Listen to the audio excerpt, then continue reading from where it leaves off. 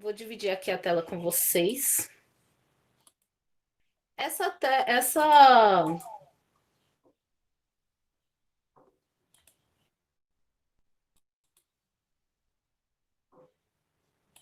essa tela, gente, vocês não precisam se preocupar em copiar, porque eu vou deixar no material de vocês do Google Class, beleza? Então, só voltando aqui um pouquinho, vocês estão vendo o PowerPoint?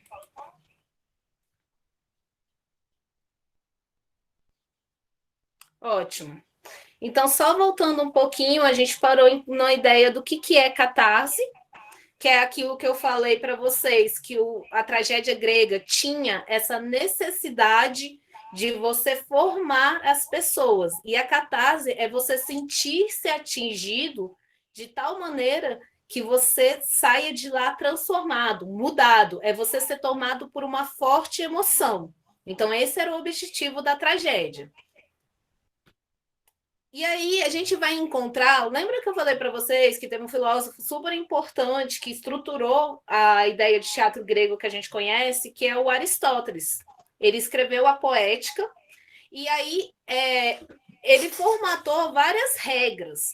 E essas regras foram tão importantes, gente, que foi encontrado, assim, né? Aconteceu na tragédia grega, na comédia grega, passou por Roma, foi para a Idade Medieval e chegou até o teatro clássico romântico. Ou seja, foram regras que foram seguidas, transições de séculos. Então, 4 séculos seguindo essas regras. E o que são essas regras, né? Que a gente chama as unidades aristotélicas. Toda peça tem que ter 3 unidades: ação, tempo e lugar. O que é a regra da ação? Aristóteles falava que uma tragédia certa, uma tragédia completa, ela só acontecia com um núcleo de uma ação, apenas um tema. Então vamos lá voltar para Ifigênia. Qual é o grande tema de Ifigênia? É o sacrifício dela para que como é que fala? Os guerreiros possam ir lutar lá em Troia, certo? Então a ação, toda a ideia do enredo, a gente envolve isso, essa questão do sacrifício de Ifigênia. O tempo, a regra deles era representar um período de 12 a 24 horas. Vamos voltar lá, gente. Estamos falando de um grande festival que durava uma semana e que tinha histórias muito elaboradas, que fazia parte do repertório do povo. Então, o povo sabia mais ou menos do que se tratava, e eles aproveitavam coisas como a luz solar, como o crepúsculo. Então, uma peça, ela tinha que ter um período de 12 a 24 horas. A gente ouvindo assim parece desesperador, porque a gente não tem paciência, às vezes, nem para, sei lá, 20 minutos de história. Imagina assistir uma peça com mais de 12 horas. Mas para eles fazia um super sentido, e a galera dormia e continuava no outro dia, porque, por exemplo, isso também, gente, pode ser simbólico. Não, existiam sim peças que duravam até 2 dias, tá? Mas pode ser simbólico, que é, por exemplo, o caso de Ifigênia. A peça de Ifigênia, ela se passa no período de 24 horas, que é um dia inteiro, que é o dia que ela chega até a hora do sacrifício, tá bom? E o lugar seria apenas uma cidade. Então, por exemplo, uma boa tragédia, ela não tem muitas viagens, ela não tem muitas reviravoltas, ela não acontece em vários lugares. Que pra gente pode ser uma coisa super sem graça, né? Tipo, imagina assistir um filme tudo no mesmo lugar. Às vezes a gente quer movimento, a gente quer ver a perseguição de carro e atravessar a fronteira. Não, na unidade aristotélica, bastava que acontecesse tudo no mesmo local, apenas uma cidade. Voltando para Ifigênia, qual é a cidade que a gente tem? Eu vou esperar vocês me responderem. Qual é a cidade que se passa a peça de Ifigênia? Está no próprio título. Qual é o nome do lugar, gente? Isso, Raíssa, muito obrigada. E aí, galera, a gente vai ter. Vou pegar aqui meu marca-texto. uma estrutura dos palcos teatrais. Essa coisa aqui, gente, não é uma coisa muito assim, ah, meu Deus, eu tenho que decorar o nome de tudo isso. Mas tem algumas coisinhas que são importantes vocês saberem. Por exemplo, o significado de proscênio, tá? Esquené, o pórtico e a orquestra. São palavras que são muito. Ai, o parodóio. São palavras que são importantes, por quê? Porque a estrutura física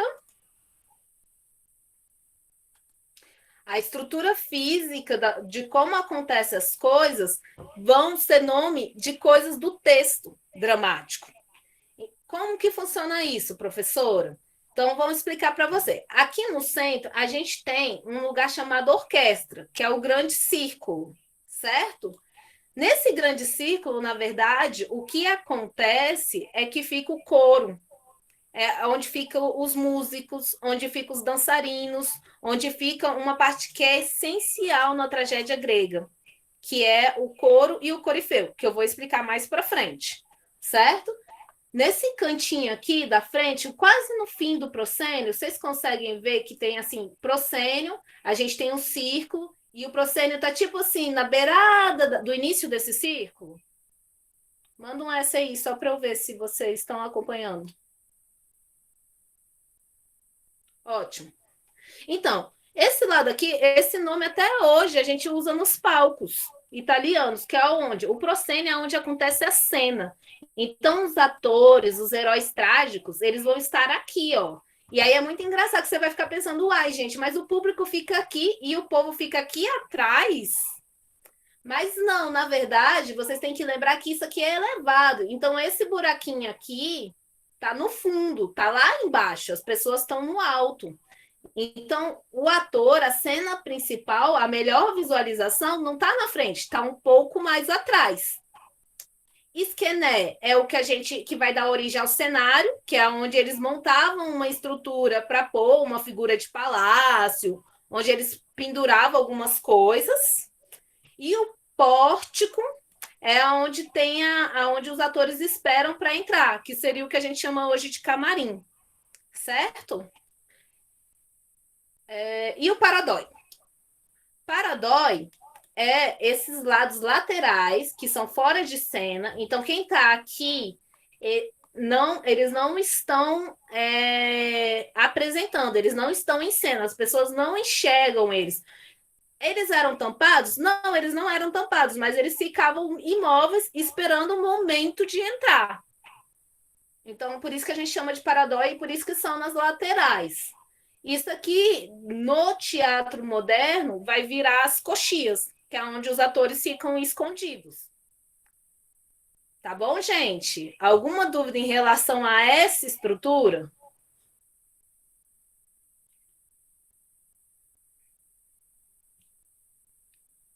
Posso prosseguir, então?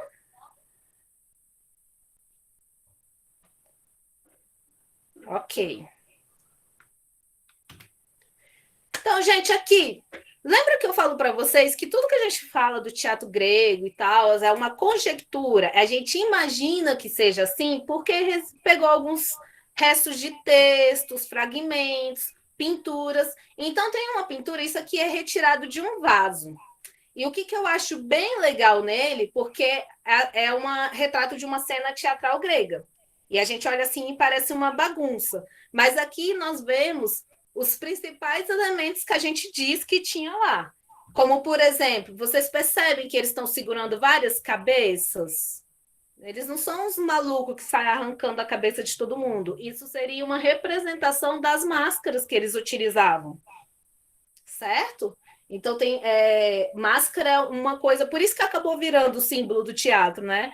Porque a máscara ela era importantíssima para várias coisas, como eu já disse, para os papéis femininos que eram representados por homens, para você aumentar as expressões. Lembra que é um palco enorme, né? Com um público gigantesco, e você lá no cantinho. Então, eles tinham que usar coisas que aumentassem a figura humana. Então, a máscara, ela dá um ar de grandeza, né? Ela altera a feição do rosto. Olha outra coisa que a gente percebe aqui. A gente já vê que existe uma indumentária muito elaborada. Essa pessoa podia estar representando algum bicho, ou algum ser mitológico. Eu não posso dizer o que, que é, mas assim, a gente percebe que ele estava com uma vestimenta que traz alguma coisa meio animalesca, uma ideia de pelos e tudo mais.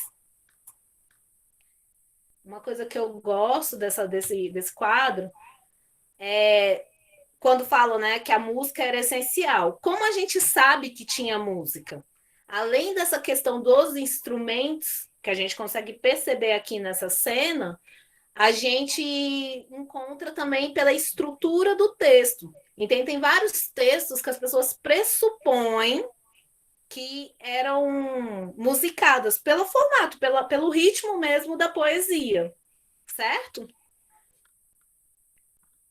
Eu acho bem interessante esse quadro, porque dá para perceber várias coisas. Eu acho que assim, se a gente parasse para tentar ver mais e mais, a gente consegue descobrir é, até mesmo que tipo de peça estava sendo representada nesse momento. Ok? Passando para frente. Gente, isso aqui é uma coisa que é bem chatinha, e que aí eu preciso que vocês prestem atenção, porque às vezes são cobrados esses nomes, tá bom? Então a gente falou mais ou menos como funcionava a cena em si, o momento da representação. Nós temos também o texto dramático da tragédia e como ele é composto.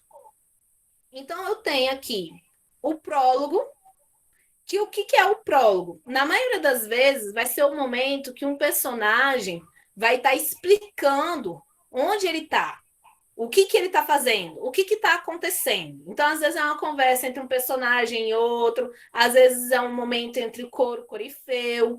Então, ele vai situar o público. A peça de Ifigênia Aulis, o prólogo, o início começa com Agamenon, que é o pai da Ifigênia, conversando com o mensageiro. Então, na verdade, ele começa se lamentando e falando: oh, que terrível, o que, que eu tenho que decidir? Oh, meu Deus, e o mensageiro, meu senhor, o que, que você precisa? Fala, desabafa. E aí o Agamenon conta toda a história de quando ele atingiu a costa da deusa Artemis e o que, que aconteceu agora, que ele ia pegar e oferecer a filha dele em sacrifício, e que mais que para que ela fosse, ele não teria coragem de falar a verdade e mandou aquela carta, aquela mensagem dizendo que ela se casaria com Aquiles. Então, todo esse início, todo esse prólogo é esse momento que o público já sabe o que se trata. O público já sabe que o pessoal parado em Aulis já sabe por que está acontecendo isso, certo? Nós temos os párodos, que eram coisas que aconteciam entre uma cena e outra, na maioria das vezes para grandes transições, que era o coro que fazia. Nós temos o episódios. O que, que é o episódio? É a parte dramática. E aí, quando você me fala assim, nossa, parte dramática, porque imagina, o Agamenon lá lamentando a sorte dele, isso é muito dramático. Mas é porque a gente tem um entendimento dramático errôneo. A gente tem que lembrar que quando estamos falando de teatro grego, de tragédia grega, nós estamos falando drama enquanto ação, enquanto representação. Então, os episódios são um momento que acontece maior exercício da representação. É onde acontecem as coisas, é onde você tem, como é que fala? Ideia da situação que se está passando. É onde se apresenta o problema, onde aparece o conflito, certo? No, na regra aristotélica, em cada tragédia a gente tem mais ou menos até 5 episódios, beleza? Aí a gente tem o estásimo, que é a parte lírica e dramática. É o momento que o coro e o corifeu intervêm. E aí é muito legal, gente, porque quando você lê os textos e presta atenção na fala do coro e do corifeu, a maioria das vezes representa algum lado e alguma moralidade. Então eu separei alguns pedacinhos para nós lermos juntos, que vai falar, aí mostra, lembra que quando eu falei que a tragédia ela tinha um sentido moral, educativo e religioso? Então, na verdade, a gente vai entender como essa sociedade pensava e o que ela considerava correto, tá? Nós não vamos julgar se isso é certo ou errado, a gente vai perceber o que se passava naquele momento. E nós temos o êxodo, que é a parte que o herói reconhece o seu erro ou aceita o seu trágico final. Que é que nem quando eu falo de Édipo, lá, né? Lá, acho que na primeira aula, quando a gente começou a falar sobre tragédia, quando o Édipo percebe, né, que na verdade foi ele quem matou o pai dele, ele casou com a mãe dele, o que ele faz? Ele se cega, ele se auto-pune, né? Porque é o momento que ele percebe que a cidade está em desgraça por ações dele. E qual foi o grande pecado, o grande erro dele? Querer fugir do seu próprio destino. A mesma coisa a gente vai ver em Ifigênia, né? Ifigênia, quando ela decide se entregar ao sacrifício, é o momento que a gente tem um êxodo. É o momento que a gente vai ver as coisas serem resolvidas. É a aceitação, é o sacrifício, é o momento de se resolver a, como é que fala? A dívida dos homens para com os deuses, certo? Então, essa é a estrutura do texto dramático. Essas coisas aqui, gente, prólogo, párodo, episódio, espasmo e êxodo, é uma coisa que é bom vocês saberem, vocês entenderem, tá bom?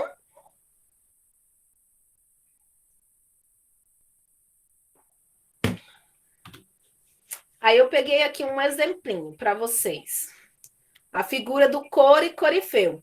Essa imagem aqui, gente, é uma imagem recente, né? Não é uma imagem da Grécia. Mas eles trouxeram esses elementos e eu acho muito legal como a visualidade é importante. Como a gente tem muito vasos de terracota, que é essa cor meio amarelada, ocre, a gente pensa na Grécia, a gente pensa nessas cores. Ou então naquelas estátuas de mármores branca. O que é isso que eu falo, são interpretações, porque hoje a ciência já descobriu que aquelas estátuas elas não são brancas. Quando eles fizeram, eram super coloridas. Só que o tempo foi desgastando, né? Foi atravessando os tempos e aí foi perdendo a pintura e elas voltaram à cor do mármore original, da base delas, né? Então, assim, você percebe que isso aqui é uma peça contemporânea, uma peça dos nossos tempos, mas eles trazem essas. Ó, eles usam as máscaras, eles trazem as cores que a gente vê lá, que eu vou até voltar para vocês. Olha, como são cores parecidas com da pintura. Lilian, deixa eu te falar, a sua vida foi uma mentira, Rafa.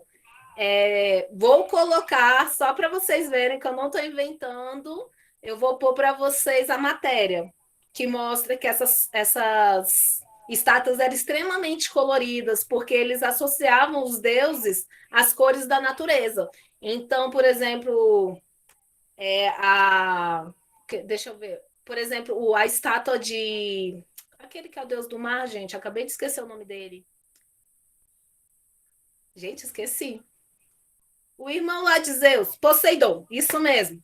A estátua de Poseidon, a maioria das estátuas são esverdeadas, porque o oceano na Grécia tem uma cor meio esverdeada, não é uma cor azul, é uma cor meio verde. Então, ele é uma figura verde, a pele dele é verde, a barba dele é apresentada com uma cor prata.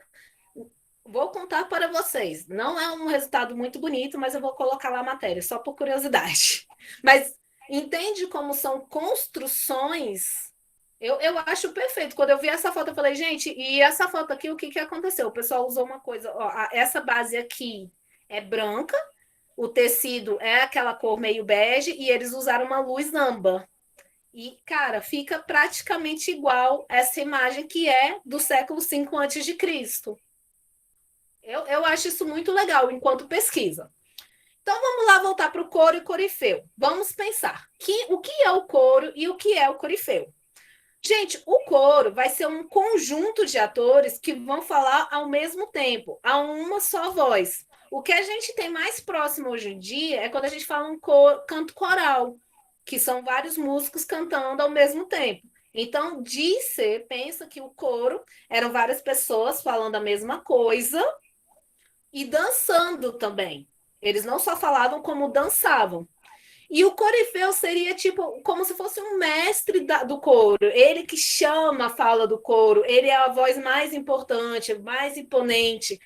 Na maioria das vezes, o coro vai representar um grupo social e o corifeu, voltando à ideia da tragédia como um elemento estruturante, formador e moralizador de uma sociedade. O corifeu vai mostrar o que é certo. Ele vai dar a ideia política do que ele acha correto para aquela época. Então, eu peguei aqui um texto do coro, que no texto da Ifigênia está como coro, que também eles tinham muito essa função. Lembra que a gente tem um cenário um pouco restrito? Então, eles têm a função também de atualizar o público do que está acontecendo, quais são as reviravoltas, sobre o em que momento os personagens descobrem certas coisas. Então, a gente tem aqui. Isso é o coro, falando junto. Estão chegando a princesa Ifigênia, filha do rei, e a nobre Clitemnestra, filha de Tíndaro, ambas nascidas de pais ilustres. Elas se encaminham para um destino repleto de glória. Os poderosos, cercados de pompa, são como os deuses para a gente humilde. Marchemos todas para um bom lugar, filhas de Calces. Sejamos solícitas com a rainha. Quando ela descer do carro que vimos chegar de Argos, para evitar algum tropeço ou queda na hora de pousar os pés no chão. Ofereçamos gentilmente as mãos também à nobre filha de Agamenon, pois não queremos vê-la magoada. Sendo estrangeiras, não desapontemos as viajantes nesta hora alegre. Então, gente, o coro em Ifigênia vai ser feminino, são mulheres casadas. E aí é muito engraçado você imaginar que, na verdade, eram 50 homens com máscara de mulheres, porque mulheres não podiam representar. Mas aqui tem estruturas que são super importantes para a gente entender a sociedade grega, que é, por exemplo... Cadê meu conteúdo? Momento.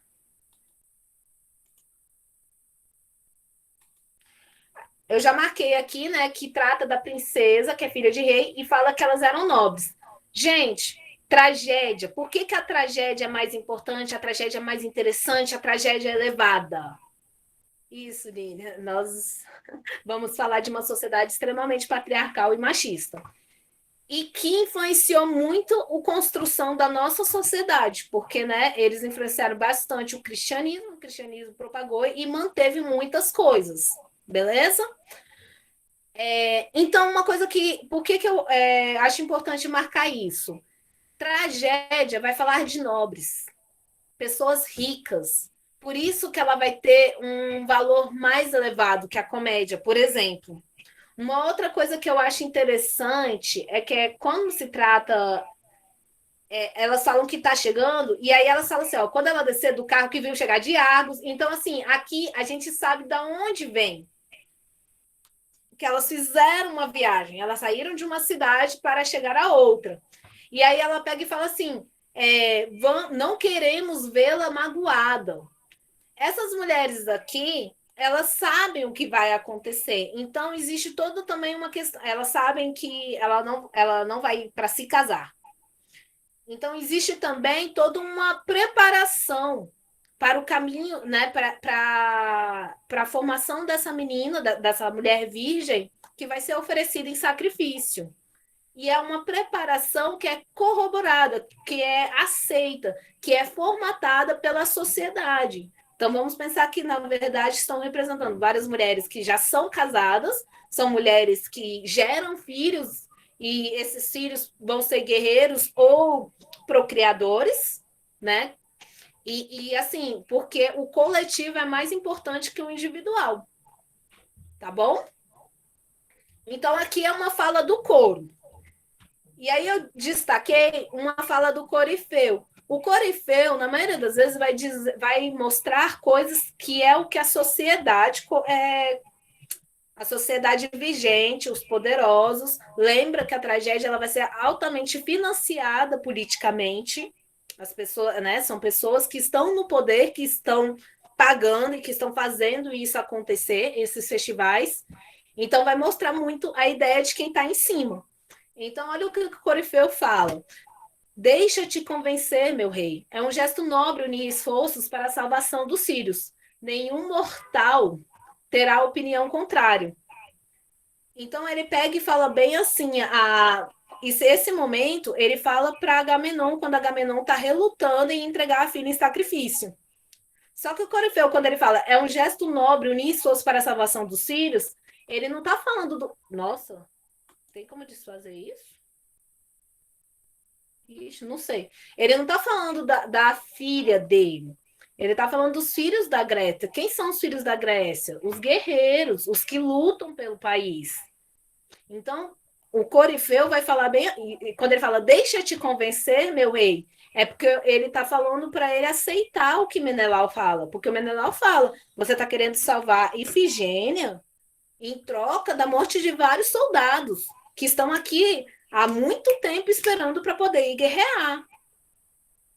Né? Então, o Corifeu ele aconselha, ele fala. E o Corifeu sempre representa o que a sociedade, né, quem está no poder pensa, e o que é certo, e o que é moral. E aí, em outro momento, o Corifeu vai falar o seguinte: ixi, eu escrevi errado.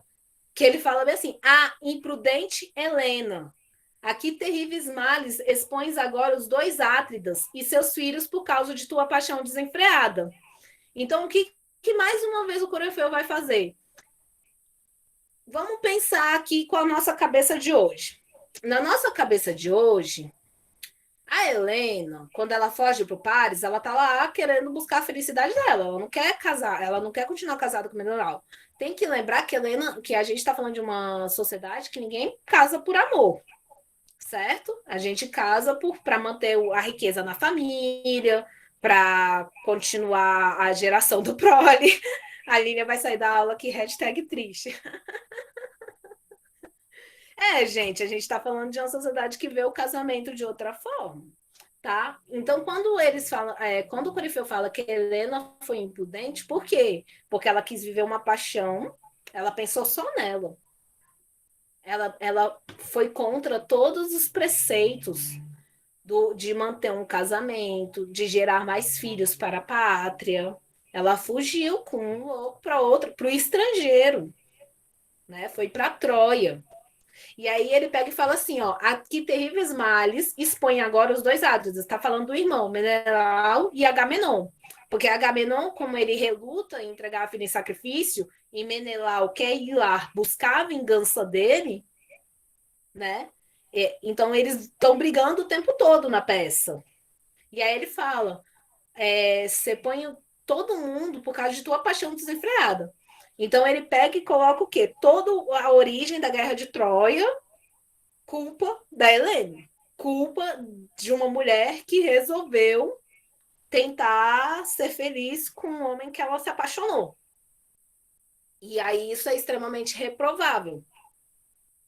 Vocês estão conseguindo me acompanhar? Cri, cri, cri, cri. Ah, obrigada. Certo, gente? E, e isso é muito interessante a gente olhar, porque, na verdade, não é muito distante do que se vive hoje, né? A gente ainda tem muito, assim, até que momento o que é o privado, o que é o público, o que é dar conta da vida de alguém, o que é dar conta da vida de todo mundo, até que ponto um Estado pode intervir na vida alheia, até que ponto a religião influencia nas escolhas e também acaba influenciando nas leis que regem o Estado. Tudo isso a gente consegue perceber aqui nessa peça, certo? Aí, gente, eu fiz uma separação para vocês entenderem um pouquinho como é essa estrutura do texto dramático, que são aquelas palavrinhas que eu falei que vocês têm que saber o que significa cada coisa. Então, aqui é um resumão da peça Ifigênia em Aulis dentro da estrutura dramática. Então, por exemplo, a gente tem o primeiro estásimo. Vocês lembram o que é o estásimo?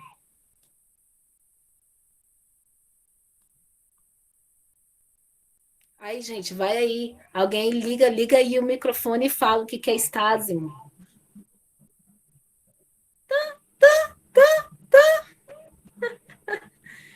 Gente, o estásimo é a parte que o coro intervém. É o coro que fala, é a parte lírica da peça, é a parte que o coro vai explicar, ou vai fazer um monólogo, ou vai dizer como está a emoção do herói trágico. Então, o Estásimo é o momento do coro, certo? Então, a gente começa, tem uma discussão do Agamenon e Menelau sobre a necessidade de sacrifício de Ifigênia. Beleza? Nessa discussão, a gente tem o Corifeu que vai falar lá, reclamar das paixões de Helena. Esse é o primeiro estágio que acontece na peça. Aí você fala, nossa, mas isso aí acontece um pouquinho depois. Sim, acontece bem depois. Porque, na verdade, a peça começa com um prólogo, que é a parte em que Agamenon está falando com o mensageiro. Aí o nosso primeiro estágio vai surgir aí. Vai ter uma briga, vai ter não sei o quê, que é aquele momento, porque tem um momento, lembra que na aula passada eu falei que Agamenon, logo depois que ele manda a primeira mensagem, ele quer mandar uma segunda, só que o Menelau intercepta, e aí essa segunda mensagem não chega. Então tem uma grande briga entre os irmãos, entre os interesses dos irmãos, beleza? Primeiro episódio é quando acontece a ação dramática. Então, no primeiro episódio, a gente tem a chegada de Clitemnestra e Ifigênia para o falso casamento. Elas começam achando que está chegando para o casamento e é um momento que o coro vai lá receber e tal. Segundo episódio é quando Ifigênia reflete sobre o amor, a virtude, a passagem de Eros para Eros, pela insensatez de Helena e Paz. Então, gente, aqui é muito importante a gente pensar que a peça ela reflete os valores da sua sociedade. Então, por exemplo, quando as meninas vão falar, ai que triste, casamento não é por amor, é porque eles têm um entendimento que o amor ele é na comunidade. Então, você ama a sua pátria. Né? Você ama aquele grupo ao qual você pertence. Você ama a sua família, a estrutura, então você não tem essa coisa de olhar para uma pessoa e, oh meu Deus, crush, vou casar e vou ser feliz para sempre. Não, o casamento é um acordo, é um contrato, é uma forma de você manter um determinado grupo forte, uma determinada família forte. E aí, nesse episódio, a própria Ifigênia, ela vai trazer essas questões. A própria Ifigênia, ela vai falar, eu sou virgem, ainda não provei do amor, eu não sei o que é. Aí vai ter um momento que ela fala assim, mas eu sei o que é a virtude, eu sei o que é esperado de mim. Tem um momento que ela fala isso, eu sei o que se espera de mim. E ela vem e vai falando sobre essa questão, né? Tipo, o que é o Eros? Seria tipo aquele amor verdadeiro que nada destrói, e o Eris é essa paixão louca desenfreada. Por exemplo, quando a gente pensa, pô, Helena, uma mulher casada que resolve fugir com um estrangeiro, tipo assim, essa pessoa ela não tá dominando as suas emoções. Ela tá totalmente fora de razão, tá? Lembra, gente, que a gente está analisando do ponto de vista do texto e daquela sociedade. Aí vem o segundo estasmo, que é de novo, a volta do coro. E aí o coro vai explicando porque Helena vai destruir Troia, porque ela fez essa escolha, porque ela foi individualista, ela não pensou, né, na Grécia como um todo, ela era uma rainha, ela não. Tem isso ainda também, né, gente? Porque é uma mulher que desiste de ser rainha, vai atrás de um príncipe. Tudo bem que você fala, oxe, de rainha para príncipe não tem muito diferença. Tem, porque uma rainha significa algo. Né, ela tem um poder, ela tem uma representação, ela não decide nada, mas ela é como é que fala? Um exemplo, um modelo a ser seguido. E se esse modelo vai e foge, olha como é difícil essa discussão. Aí o terceiro episódio, vamos lá, episódio é quando acontece a ação dramática, o que faz surgir as coisas. É o encontro de Aquiles com Clitemnestra, e o casamento é desmascarado, certo? Aí o terceiro estágio, entra o coro de novo. Fala da celebração do casamento de Peleu e Testes e o sacrifício da jovem. Isso aqui, gente, é bem interessante porque eles fazem referência à mitologia, a um mito, né? Que é o Peleu e Tétis, que é mais ou menos parecido com isso. Tétis, ela não queria se casar com Peleu, só que ela casa para salvar toda a cidade dela. E aí, nessa coisa aqui, ele tá pegando e fazendo um comparativo. Tipo, Tétis conseguiu se entregar a Peleu mesmo sem amá-lo para salvar a cidade dela. Por que que Efigênia não pode se entregar à morte? E aí isso me faz pensar bastante como a vida de uma mulher assim realmente não vale nada. Mas era isso que se pretende aqui, né? É isso que a gente percebe, tá? 4 episódios. Vocês conseguem, gente, diferenciar estásimo de episódio? Tentar simplificar. Estásimo é quando o coro entra para explicar alguma coisa, cantar alguma coisa. Episódio são os momentos de maiores ações dramáticas, de maiores tensões. Né? Então, no 4 episódio, a gente tem o Agamenon, Clitemnestra e Ifigênia brigando. No 4 episódio, a Ifigênia ela ainda não quer morrer. E aí, Clitemnestra é na hora que a Clitemnestra joga na cara do Agamenon, né? Que ele fala assim: Nossa, quantos filhos meus você vai matar? Porque tem isso, né? Em outra peça, Agamenon, ele mata os filhos de Clitemnestra, porque ele se apaixona, e aí ele fala: Não, eu quero ela para mim. Aí ele simplesmente mata o marido dela e os filhos dela e fala: Pronto, você agora é minha. Então, nesse momento, tem essa grande briga, né? Tica Cruzeiro fala assim: Quantos filhos meus você vai me tirar? E a própria Ifigênia também, ela fica assim, ela fica em um momento pensando, poxa, mas eu não vivi nada. E por que que eu tenho que entregar a minha vida para vocês irem guerrear? Aí ela pega e fala, vocês vão guerrear para recuperar a honra de uma pessoa que é Menelau, porque ele não aceita a sorte dele. Que também tem isso. Na verdade, essa guerra não é uma guerra do Agamenon. É uma guerra do Menelau, que perdeu a Helena. Certo? Então, aqui no 4 episódio tem uma discussão bem pesada e que cada um vai pondo os seus pontos de vista. Aí, em vez de ter no estás um êxtase, o êxtase, gente, na peça é super importante, por quê? Porque é um momento de lírica, é um momento de poesia, é um momento que dá um pouco de descanso para quem está assistindo. E aí, nesse momento, tem o canto solo de Ifigênia, que a Ifigênia passa da ideia de pensar nela, né, como um indivíduo, como uma menina ainda virgem, cheia de sonhos, e passa a se pensar como uma heroína, como alguém que está salvando toda uma Grécia. Então ela deixa de se casar com Aquiles e casa com a Grécia inteira. Ela é a grande heroína que salva a honra e né, tipo, os ideais da Grécia. Então é nesse coisa. E aí a gente tem o êxodo. O êxodo, gente, é quando, né, termina, que aí, no caso, a Ifigênia aceita morrer em sacrifício, e saindo de cena, então, entoa com coro um comos. Um comos é tipo um lamento, é tipo lamentações da Bíblia, que você só fica, oh meu Deus, a minha vida, não sei o quê. Então acontece isso, ela aceita morrer, e aí ela vai subindo para sacrifício, e o coro vai cantando junto com ela, como é difícil, né? Tem uma cena, tem um texto que eu acho bem interessante que fala bem assim. Como é difícil ser mulher, mas de meu ventre nasce a dor nasce a dor e a honra de toda a Grécia. Então, na verdade, existe uma certa resignação também, né? Tipo, não é quando, porque às vezes a gente fica assim, gente, mas era muito machista. Sim, é uma construção toda patriarcal e que fazia sentido para eles. Fazia muito sentido, né? E aí acontece isso. Aí na cena final surge um mensageiro. A gente não vê essa transformação, gente, até porque a gente está falando de uma peça que tinha poucos recursos de ilusionismo, né? Que nem hoje. Hoje a gente conseguiria fazer isso. Em cena mesmo, né? Não falo nem no cinema. A gente conseguiria fazer uma atriz se transformando numa corça.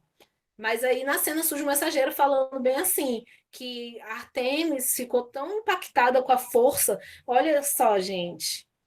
Se Ifigênia decidisse fugir, ela seria uma pária. Mas ela não, ela aceitou ela aceitou o destino dela, ela aceitou fazer, né, o sacrifício por toda a Grécia. E por causa disso, Artemis a perdoa.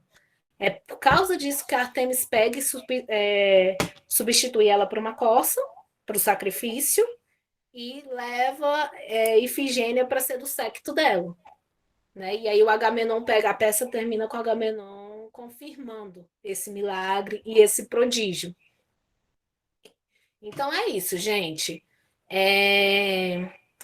Cuidado para não confundir, porque na Bíblia a gente tem um Êxodo que fala sobre a questão do povo, né? Povo de Deus que é deixado no deserto e significa saída.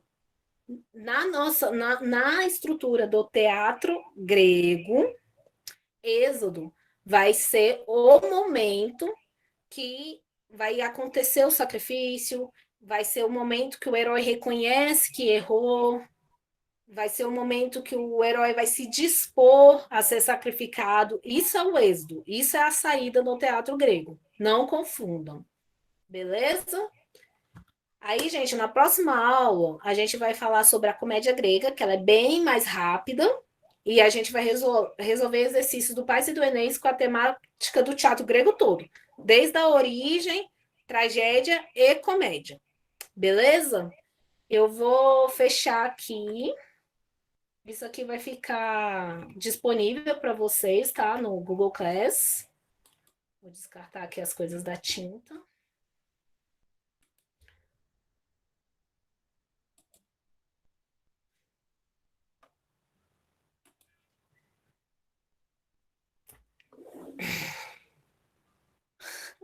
A Lília sofrendo. Lília, não sofra. Tragédia fala muito de coisas que são muito, como é que fala, importantes para a gente entender como a nossa sociedade funciona, né? Ou a questão de como são os construtos moralistas e como o teatro realmente é uma ferramenta, né? Então, assim, por exemplo, quando a gente pensa que esses festivais eram patrocinados e para dizer coisas que quem eram os poderosos, os religiosos, né, detinham poder, faz a gente pensar bastante como que essas mensagens chegam até hoje, chegam para a gente até hoje. Tá certo, galera? Acabou a nossa aula. Eu tô tão feliz comigo que eu tô conseguindo ficar menos de uma hora falando. E esse momento aí, vocês podem falar para mim, ver alguma coisa. Quem não colocou a sua turma, coloque. Apenas quem não colocou, por favor, colocou a sua turma. Quem quiser já pode sair de sala. Quem, né, achar que já deu, que tá bom, que entendeu. Quem tiver alguma dúvida, quer bater um papo, a gente ainda tem 15 minutos. Pode falar aí comigo.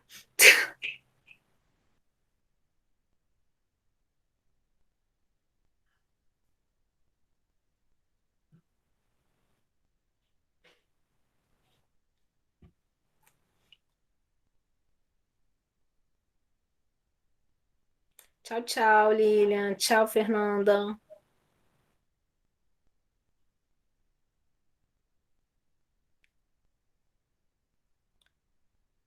Tchau, tchau, galera. Bye, bye, Pedro.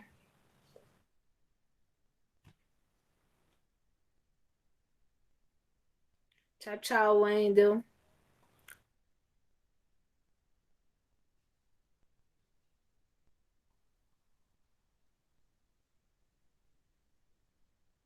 Tudo bem, Dani? Tchau, tchau, Jennifer. Rafa, ainda não entrei, Rafa. Eu só entrei no dia que você me mandou, mas eu não acompanhei nada ainda. Tchau, tchau, Lucas. Tchau, tchau, Dani. Mas eu vou entrar depois com calma.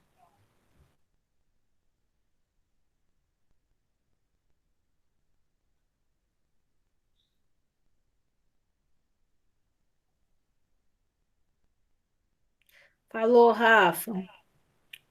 Vamos lá na nossa torcida.